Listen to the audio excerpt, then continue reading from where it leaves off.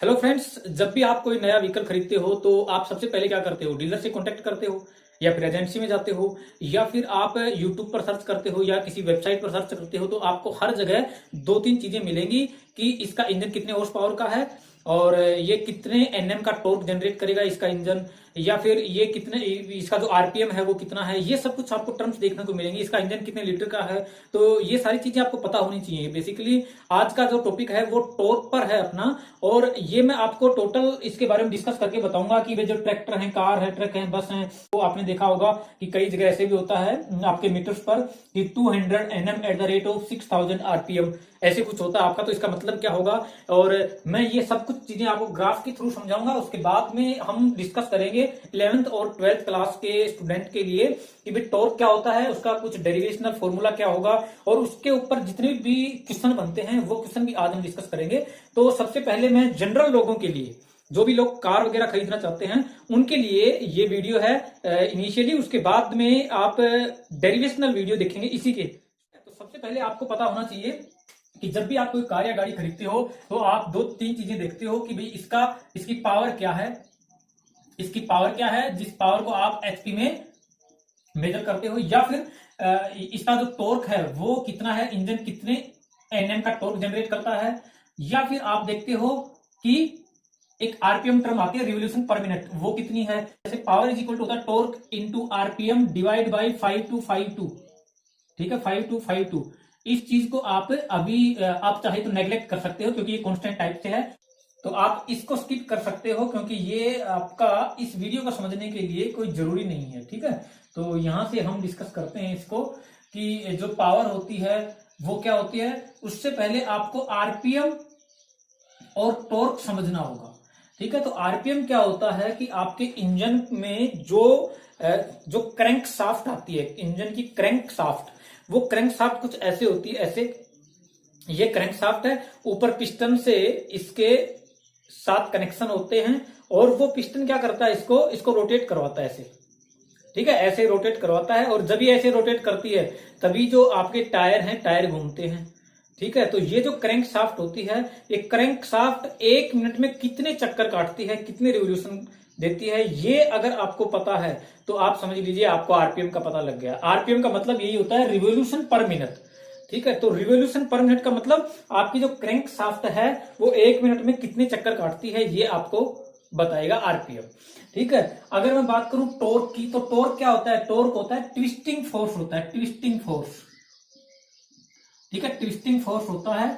Twisting force का मतलब क्या हो गया, जैसे आप किसी चीज को ऐसे पकड़ते हो और आप इसको ऐसे ट्विस्ट करवाते हो, ये, ठीक है, ऐसे ट्विस्ट, तो ये ट्विस्टिंग फोर्स ही क्या है, टॉर्क है। तो फिर फोर्स क्या है, फोर्स जब आप इसको ऐसे स्ट्रेट धक्का मारते हो, ऐसे किसी भी चीज को स्ट्रेट धक्का मारते हो, तो जो लीनियर मोशन होता है वो अगर होगा तो इसका मतलब आपने कुछ फोर्स लगाया, न्यूटन का फोर्स लगाया है। और अगर वही चीज, वही फोर्स अगर किसी चीज को रोटेट करवाता है, वही फोर्स, तो आप उसको बोल देते हो कि टॉर्क है ये, ठीक है। तो मैं यहां से अगर ये कहूं कि जैसे जो आपकी क्रैंक शाफ्ट होती है, क्रैंक शाफ्ट, ये क्रैंक शाफ्ट आपकी, ये जो क्रैंक शाफ्ट है इसके ऊपर जो पिस्टन होते हैं वो फोर्स लगाते हैं, और फोर्स लगाने के कारण ये क्या करती है, घूमती है। और जब जैसे ही ये घूमती है तो उस फोर्स को हम क्या बोलते हैं, टॉर्क, क्योंकि ये रोटेशनल मोशन हो गया, और रोटेशनल मोशन में जो फोर्स लगता है उसी को हम क्या बोल देते हैं, टॉर्क।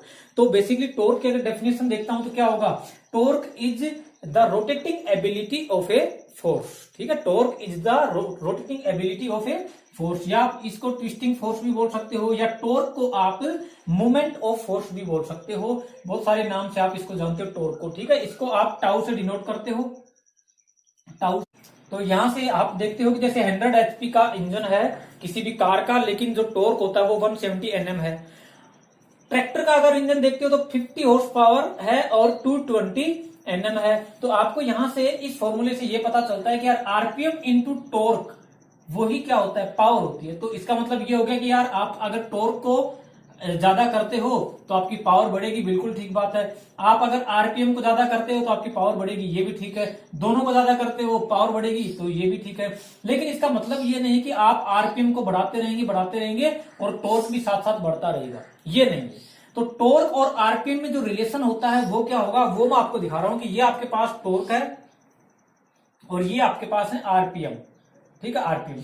जैसे आपकी जो क्रैंक शाफ्ट है वो 1000 चक्कर काटती है 1 मिनट में, 2000 चक्कर काटती है 1 मिनट में, 3000, 4000, 5 और 6 से काटती है वो। तो यहां से अगर मैं टॉर्क देखता हूं तो 40 Nm हो गया, 80 Nm, 120 Nm हो गया। इसका मतलब क्या है? मतलब ये हो गया कि जैसे जैसे आप इनिशियल स्टेज से चलते हो तो आपके आरपीएम जैसे जैसे बढ़ेंगे टॉर्क भी बढ़ेगा। या आप ऐसे बोल सकते हो कि जैसे जैसे आप टॉर्क को इंक्रीज करवाते हो आपके आरपीएम भी बढ़ते रहेंगे और आरपीएम आपके ज्यादा बढ़ते रहेंगे, लेकिन आपका जो टॉर्क है वो किसी एक लिमिट पर जाके और मैक्सिमम हो जाएगा किसी लिमिट पे जाके। और इसी लिमिट को आप ऐसे बोल सकते हो कि जैसे मैं ये कहूं कि यहां से 320 है इसकी लिमिट, ठीक है, तो आप ये बोल सकते हो कि यार 320 newton metre at the rate of, इस टाइम पर आरपीएम कितना है देख लो, आरपीएम है अराउंड 2500, ठीक है, 2500 के अराउंड है, तो 2500 आरपीएम आप ले सकते हो। इसका मतलब क्या हो गया? इसका मतलब ये हो गया ये इसकी पावर है, इस इंजन की पावर कितनी है? 320 newton metre at the rate of 2500 RPM, मतलब 2500 चक्कर काट देगी 1 मिनट में। उस टाइम इसका टॉर्क कितना होगा? 320। यही इसके इंजन की पावर होगी, या एचपी आप इसको बोल सकते हो। तो एचपी निकालने के लिए अगर आपको ये दोनों टर्म्स दी हुई हैं तो आप यहां से लिख सकते हो ये चीज कि torque into RPM 320 into 2500 divide by 5252, तब आपकी आ जाएगी पावर। तो ऐसे आप इसकी पावर निकाल पाते हो इंजन की। तो यहां से अगर मैं ये कहूं कि आप आरपीएम को बढ़ाते रहेंगे, आरपीएम को बढ़ाते रहेंगे तो टॉर्क भी बढ़ता रहेगा, जरूरी नहीं है, क्योंकि किसी लिमिट पर जाके और टॉर्क, जैसे आप आरपीएम उस लिमिट से ज्यादा करते हो तो आपका टॉर्क क्या होता जाएगा? कम होता चला जाएगा। मतलब क्या होगा कि आपकी जो कार है या जो व्हीकल है उसको फोर्स की ज्यादा जरूरत नहीं पड़ेगी, टॉर्क की ज्यादा जरूरत नहीं पड़ेगी अगर आपने किसी लिमिट के बाद आरपीएम को इंक्रीज किया तो, ठीक है। तो यहां से ये बातें आपको पता लग गई होंगी और इसी से हम इस कुछ एग्जांपल देख लेते हैं। जैसे 100 एचपी और 170 Nm है, कार है उसका टॉर्क है 170 Nm, क्योंकि कार को ज्यादा लोड की जरूरत नहीं है। कार चाहिए हमें कि कार की स्पीड ज्यादा हो, तो स्पीड ज्यादा होगी तो आपको ताकत की कोई खास जरूरत नहीं है यहां पर, इसलिए इसका जैसे 170 हो गया। ट्रैक्टर में आपको ज्यादा ताकत की जरूरत है, यानी कि वो ज्यादा लोड उठा पाए, ये हमें जरूरी है, इस पर्पज से हम खरीदते हैं। तो ज्यादा लोड उठाने के लिए क्या होगा? ट्विस्टिंग फोर्स ज्यादा चाहिए अपनी क्रैंक शाफ्ट को, तो वहां से 220 न्यूटन मीटर का टॉर्क जनरेट होगा और 50 हॉर्स पावर इंजन की पावर होगी। तो यहां से मैं आपको बता सकता हूं कि जो 50 हॉर्स पावर है ये कम है कार के इंजन से, लेकिन टॉर्क ज्यादा है इसमें। ऐसे ही अगर ट्रक की देखते हो तो ट्रक की पावर कितनी है? 200 एचपी और इसका जो टॉर्क है वो कितना? 1000 न्यूटन मीटर। टॉर्क ज्यादा हुआ क्यों? क्योंकि ट्रैक्टर से ज्यादा लोड उठाता है ट्रक।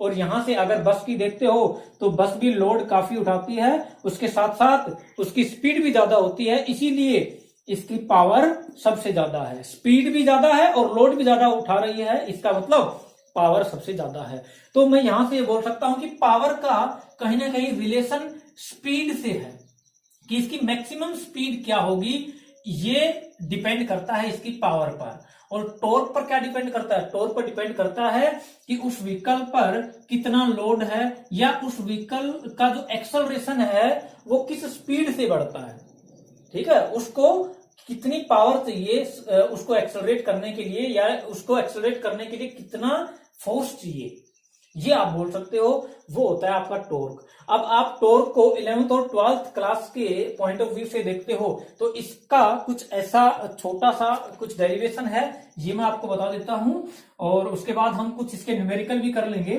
तो जैसे फोर्स होता है वो होता है लीनियर मोशन में, ठीक है, फोर्स होता है आपका लीनियर मोशन में, और जो टॉर्क होता है आपका टॉर्क ये होता है आपका रोटेशनल मोशन में, रोटेशनल मोशन में, ठीक है। तो यहां से जैसे आपको मैं कहूं कि ये कोई आपके पास कोई नट है और ये आपके पास कोई चाबी है, ये, ठीक है, आप क्या करते हो इस पर कि यहां से ऐसे फोर्स लगा रहे हो, या आपने फोर्स लगाया और फोर्स लगाने के बाद ये क्या करेगा? कुछ ऐसे आएगा रोटेट करके, और जब ये रोटेट करेगा तो उसी चीज को हम बोलते हैं टॉर्क। जो टॉर्क होगा वो टॉर्क क्या हो जाता है?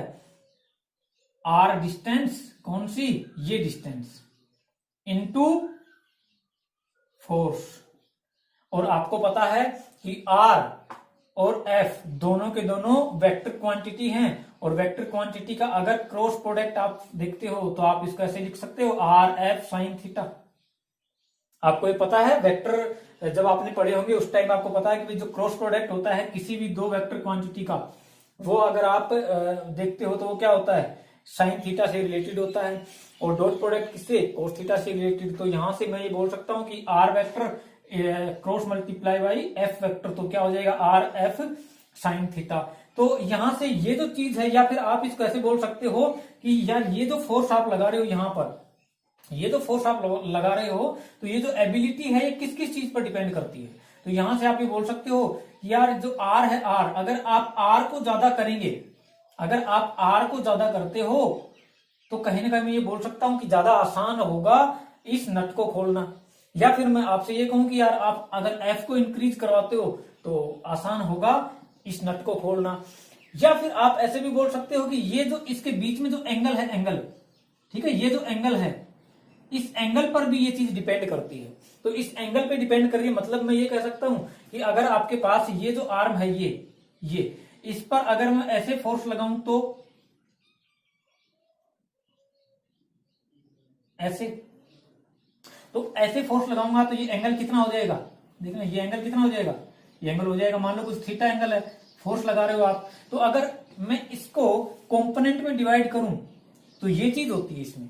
तो इसको आपको पता है कि ये अगर एंगल थीटा है तो ये क्या हो जाएगा, इसमें ये हो जाएगा आपका एफ कोस थीटा, और ये हो जाएगा एफ साइन थीटा। तो आपको ये भी पता है कि अगर इसकी ये जो लेंथ है ये अगर आर है, तो यहां से देखना आर, थीटा और एफ, इन तीनों चीज पे डिपेंड करती है ये चीज। अगर मान लीजिए आपने इस थीटा को जीरो कर दिया, तो जीरो कर दिया इसका मतलब क्या हो गया, आप फोर्स ऐसे लगा रहे हो ऐसे, तो आप जब फोर्स ऐसे लगाओगे तो क्या ये नट खुलेगा, नहीं खुलेगा, इसका मतलब ये कंपोनेंट कोई काम का नहीं। तो इस नट को खोलने के लिए या बंद करने के लिए कौन सा फोर्स जरूरी है, ये परपेंडिकुलर फोर्स, ठीक है, ये परपेंडिकुलर फोर्स ज्यादा जरूरी है। तो आप इस कंपोनेंट को लेते हो यहां से, तो ये कंपोनेंट और ये कंपोनेंट दोनों काम करेंगे। मतलब क्या हो गया कि आर और एफ साइन थीटा को जब आप मल्टीप्लाई करते हो तो यही आपका होता है टॉर्क। या फिर आप इसको ऐसे भी देख सकते हो कि मैं थोड़ा सा इसको और इंटेंस कर देता हूं, थोड़ा सा और गहराई में चलते हैं इसमें कि कैसे होता है। जैसे आपके पास कोई भी बॉडी है ये, ठीक है, इसमें ये एक्सिस ऑफ रोटेशन है, एक्सिस ऑफ रोटेशन है, तो एक्सिस ऑफ रोटेशन ये है, और अगर आपने यहां पर किसी पॉइंट पर फोर्स लगाया है और वो फोर्स लगा रहे हो आप इस साइड, एफ फोर्स लगा रहे हो आप इस साइड, ठीक है, तो ये जो लेंथ है इसमें एक्सिस ऑफ रोटेशन और पॉइंट ऑफ एप्लीकेशन, ये जो पॉइंट है इसको बोलते हैं पॉइंट ऑफ एप्लीकेशन, जिस पॉइंट पर आप फोर्स लगाते हो। तो ये जो पॉइंट ऑफ एप्लीकेशन और एक्सिस ऑफ रोटेशन है, इसके बीच की डिस्टेंस क्या होती है, आर। तो जब आप इस वेक्टर को देखते हो तो आप ये बोल सकते हो कि यार तो यार वेक्टर कौन सा वेक्टर है, पोजीशन वेक्टर है। तो यहां से आपका ये पोजीशन वेक्टर है, और पोजीशन वेक्टर होने के बाद जब आप इसको खोलते हो तो आपको पता है कि आप इसके पर परपेंडिकुलर फोर्स लगाते हो, तभी ये ज्यादा आसान होगा इसको खोलना। या आप ऐसे भी बोल सकते हो कि ये जो है ये लाइन इसके साथ कितना एंगल बना रही है, थीटा का मान लीजिए कुछ, तो यहां से इसके कंपोनेंट करोगे तो एक कंपोनेंट ये हो जाएगा, एक ये हो जाएगा, तो यहां से ये क्या हो गया एफ साइन थीटा, और ये हो गया एफ कोस थीटा, ठीक है। अगर आप इस फोर्स को यहां रखते हो और इस लेंथ को कंपोनेंट में डिवाइड करते हो तो क्या होगा, ये एंगल थीटा है, ये एंगल भी क्या हो गया थीटा।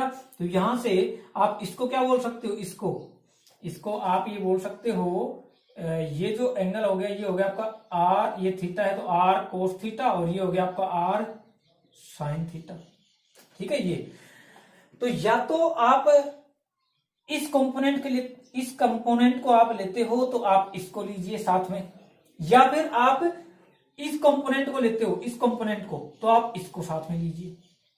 एक कंपोनेंट आपको साथ में लेना होगा यहां से जो कि परपेंडिकुलर होगा। तो आप इसको दो तरीके से लिख सकते हो, या तो लिख सकते हो आप इसको कि एफ आर साइन थीटा, या फिर आप इसी को चीज को लिख सकते हो कि आर एफ साइन थीटा, और जो साइन थीटा वाला कंपोनेंट है वो क्या है, परपेंडिकुलर है, तो एफ आर परपेंडिकुलर और आर एफ परपेंडिकुलर। दोनों तरीके सही है, दोनों तरीके से आप इसको कर सकते हो। या तो आप आर को परपेंडिकुलर करो किसी फोर्स के, यानी कि इस फोर्स के परपेंडिकुलर आर हो गया, या फिर आप फोर्स को परपेंडिकुलर करो किसी आर के।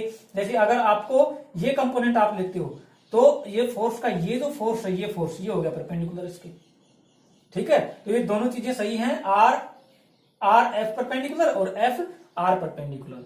तो यहां से आपको इतना पता होना चाहिए कि जो आपका जो टॉर्क है वो कितना है, एफ आर परपेंडिकुलर या फिर आर एफ परपेंडिकुलर। ये फॉर्मूला है, ये आपको याद रखना है। और अगर आप इसकी यूनिट की बात करते हो टॉर्क की, तो आपको पता है कि न्यूटन और आर क्या है, मीटर, न्यूटन मीटर इसकी क्या हो गई, ऐसा यूनिट हो गई टॉर्क की, ठीक है। तो यहां से ये कुछ टॉर्क के बारे में था। और अगर आप इससे रिलेटेड कुछ क्वेश्चन देखते हो, तो अगर मैं ये कहूं आपसे कि ये कोई रोड है, मान लीजिए ये कोई रोड है, इसकी लेंथ है मान लीजिए एल मीटर, और इस पर कोई फोर्स लगा रहा है ऐसे, इस डायरेक्शन में कोई फोर्स लगा रहा है, तो उसका टॉर्क कितना होगा, तो आपको पता है कि टॉर्क होता है कितना, एफ आर साइन थीटा, ठीक है, एफ आर साइन थीटा। तो यहां से एफ तो एफ है, आर साइन थीटा क्या हो गया, आर की जगह एल हो गया, और साइन थीटा, थीटा कितना है, 0 है, और साइन 0 कितना हो गया, 0। तो यहां से इसको 0 करते हो तो टॉर्क कितना हो गया, 0। इसमें कुछ क्वेश्चन ऐसा होगा कि ये कोई दरवाजा है आपके पास, ठीक है, ये कोई दरवाजा है, ये एक्सिस ऑफ रोटेशन है इस दरवाजे का, ठीक है, इस डोर का एक्सिस ऑफ रोटेशन ये है, और यहां कोई हैंडल है आपके पास। तो आप क्या करेंगे कि इस हैंडल पर एक तो आप अंदर की साइड फोर्स लगाएंगे, मान लीजिए कुछ F1, एक आप यहां से इसको इस साइड फोर्स लगाएंगे इस पर F2, और एक मान लीजिए आप ऊपर की साइड फोर्स लगा रहे हो F3। तो कहां कहां टॉर्क 0 होगा, तो जो एक्शन ऑफ लाइन होगी, एक्शन ऑफ लाइन का मतलब जिस साइड आप फोर्स लगा रहे हो वही लाइन, ऊपर की साइड लगा रहे हो तो ये लाइन, ठीक है, ये लाइन। आपको दो चीजें ध्यान में रखनी होंगी कि इस एक्शन ऑफ रोटेशन को या तो एक्शन ऑफ लाइन इंटरसेक्ट करे कहीं, या फिर एक्शन ऑफ लाइन ये इस एक्सिस ऑफ रोटेशन के पैरेलल हो, तो दोनों बार या दोनों जगह क्या होगा, टॉर्क इक्वल टू 0 हो जाएगा, ठीक है। तो आप ये लिख सकते हो कि if line of action intersect to axis of rotation then torque will be 0, और if line of action is parallel to the axis of rotation then torque is 0, ठीक है। तो यहां से क्या होगा फिर, यहां से तो आपको पता है कि ये अंदर की साइड आप फोर्स लगा रहे हो, तो एक्सिस ऑफ रोटेशन के ये जो लाइन ऑफ एक्शन है ये ऐसे, ये कितने डिग्री पर है, 90 डिग्री पर। तो आप ये बोल सकते हो कि यार अगर इसकी ये जो डिस्टेंस है, ये डिस्टेंस ये मान लीजिए कुछ d है, तो आप इसका टॉर्क निकालते हो तो क्या कहोगे, dF1 साइन 90। तो इसका क्या हो गया टॉर्क, dF1, ठीक है, अंदर वाले का। तो ये ऐसे कुछ क्वेश्चन बनते हैं इसमें, ये आप सारे निकाल सकते हो। बस आपको थोड़ा सा इसमें कंसंट्रेट करके देखना होगा कि ऐसे क्वेश्चन जब बनते हैं तो लाइन ऑफ एक्शन कौन सी होगी इसमें, और एक्सिस ऑफ रोटेशन कौन सा होगा, या पॉइंट ऑफ एप्लीकेशन कौन सा होगा। ये सब कुछ अगर आपको पता है तो आप ऐसे क्वेश्चन या टॉर्क के क्वेश्चन आसानी से निकाल सकते हो, ठीक है।